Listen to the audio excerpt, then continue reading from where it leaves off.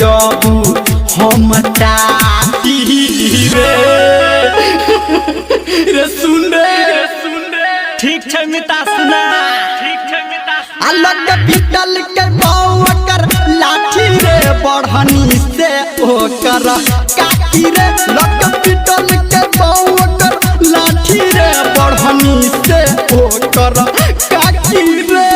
बड़ी मार अभी आप सुन रहे हैं धर्मेंद्र निर्मलिया को।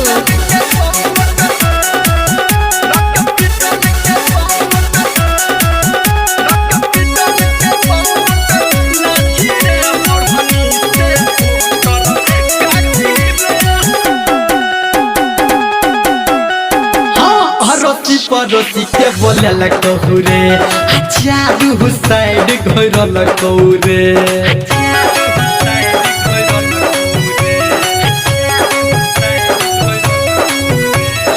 अड़ोसी पड़ोसी के बोले लगू रे चारू साइड घर लगू रे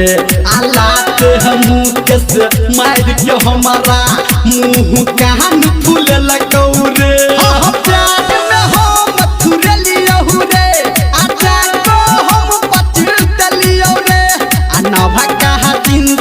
गेलो हमारा भाई रे अच्छा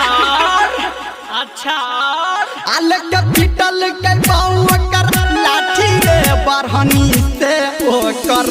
काकी रे लग पिटल के बावकर लाठी रे बढ़नी से ओकर काकी रे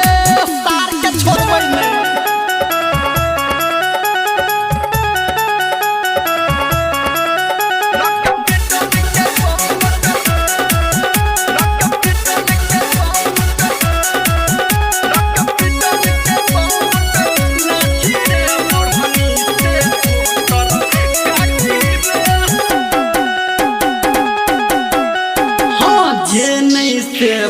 गेल रे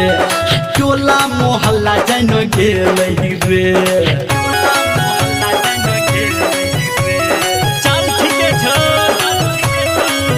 हाँ जे नहीं से भ गेल रे आ टोला मोहल्ला जान गेल रे आ कोना के आप चलबै हम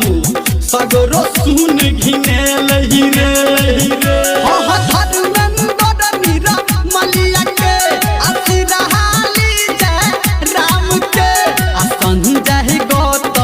मिल के डांटी रे